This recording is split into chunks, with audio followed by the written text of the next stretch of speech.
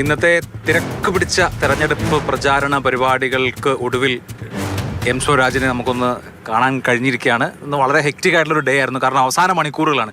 സ്വരാജ്, നമ്മളിപ്പോൾ ഇതൊരു 2020 മത്സരമാണെങ്കിൽ അവസാനത്തെ ഓവറുകളിലെത്തി. ഇപ്പോഴത്തെ ഒരു കോൺഫിഡൻസ് എന്താണ്? ഞങ്ങളുടെ പ്രതീക്ഷയിൽ കവിഞ്ഞുള്ള പിന്തുണയും ഐക്യദാർഢ്യവും പങ്കാളിത്തവുമാണ് എല്ലായിടത്തും.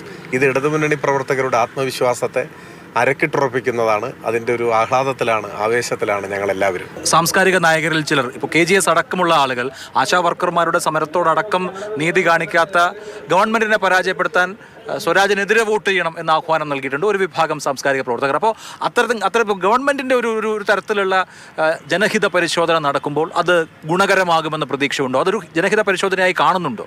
നിങ്ങളിവിടെ പരാമർശിച്ച ചിലർ അങ്ങനെ ഒരു നിലപാട് സ്വീകരിച്ചിട്ടുണ്ടെങ്കിൽ അതിനുള്ള അവകാശം അവർക്കുണ്ടെന്നേ.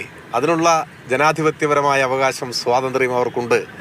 UDF സ്ഥാനാർത്ഥിയുടെ റോഡ് ഷോയിൽ ഒരു ചലച്ചിത്ര നടൻ പങ്കെടുത്തു. അതിൻ്റെ ദൃശ്യം ഞാൻ കണ്ടു.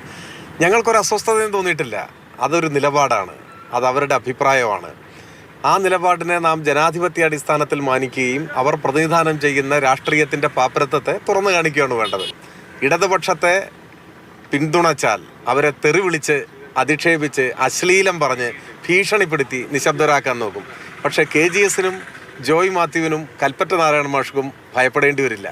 കാരണം അവർക്ക് അങ്ങനെ ഒരു അഭിപ്രായം ഉണ്ട് എന്ന് ഞങ്ങൾ മാനിക്കുകയും ആ അഭിപ്രായം പ്രതിനിധാനം ചെയ്യുന്ന രാഷ്ട്രീയത്തെ ഞങ്ങൾ എതിർക്കുകയും ചെയ്യും. ഒരു വിഷയം കൂടെ ഉള്ളൂ. ഇപ്പോൾ മുഖ്യമന്ത്രിയുടെ പ്രസംഗം കേൾക്കുമ്പോൾ അതിൽ അദ്ദേഹം ഉന്നയിച്ചിട്ടുള്ള പ്രധാനപ്പെട്ട ഒരു രാഷ്ട്രീയ വിമർശനം ജമാഅത്തെ ഇസ്ലാമി UDFനെ പിന്തുണയ്ക്കുന്നതുമായി ബന്ധപ്പെട്ടാണ്.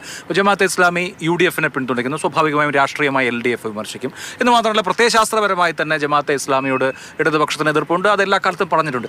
ജമാഅത്തെ ഇസ്ലാമി വിമർശനം ഇസ്ലാമോഫോബിക്കായി മാറുന്ന ഒരു തലത്തിലേക്ക് എത്തിയിട്ടുണ്ടോ? ഏതെങ്കിലും ഘട്ടത്തിൽ അങ്ങനെ തോന്നിയിട്ടുണ്ടോ? നമ്മൾ വാക്കുകൾ ഉപയോഗിക്കുമ്പോൾ സൂക്ഷിച്ച് ഉപയോഗിക്കണം. വക്കീൽ നോട്ടീസ് അയച്ചാലൊക്കെ അതിന് മറുപടി കൊടുക്കും, വക്കീൽ നോട്ടീസിന് മറുപടി കൊടുക്കും. നിയമ നടപടി സ്വീകരിക്കാൻ ആർക്കും അവകാശമുണ്ട്. അതിൽ അവരുടെ അവകാശത്തെ ഞാൻ മാനിക്കുന്നു, അത്രയേ ഉള്ളൂ. ആർക്കും നിയമ നടപടികൾ സ്വീകരിക്കാം, അതൊക്കെ വ്യവസ്ഥാപിതമാണ്. ഗോവിന്ദൻ മാഷ് പറഞ്ഞിട്ടുള്ള അഭിപ്രായം ഈ തെരഞ്ഞെടുപ്പ് തിരക്കിൻ്റെ ഇടയിൽ ഞാൻ ആ പ്രസംഗം കേട്ടിട്ടില്ല. അത് തെറ്റായി ദുർവ്യാഖ്യാനം ചെയ്യപ്പെട്ടിട്ടുണ്ടോ എന്താണെന്നുള്ളത് നോക്കാം. ജമാഅത്തെ ഇസ്ലാമി തുറന്നു കാണിക്കപ്പെടണം, എല്ലാവരും തുറന്നു കാണിക്കപ്പെടണമെന്ന്. ജനാധിപത്യവും മതനിരപേക്ഷതയും അംഗീകരിക്കാത്ത മതരാഷ്ട്രവാദികളാണവർ. അവർ ഒന്നാം തരം വർഗീയ ഭീകരവാദികളാണ്. അതവരുടെ ചരിത്രം സാക്ഷ്യപ്പെടുത്തുന്നുണ്ട്. അവർ ജനാധിപത്യ ശക്തികളുമായി ഏതെങ്കിലും തരത്തിൽ ഒരു മുന്നണിയിലേക്ക് കടന്നു വരുന്നത് ജനാധിപത്യത്തിൻ്റെ ഭാവിയെ തന്നെ ദോഷകരമായി ബാധിക്കുന്നതാണ്.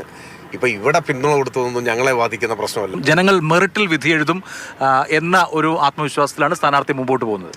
തീർച്ചയായും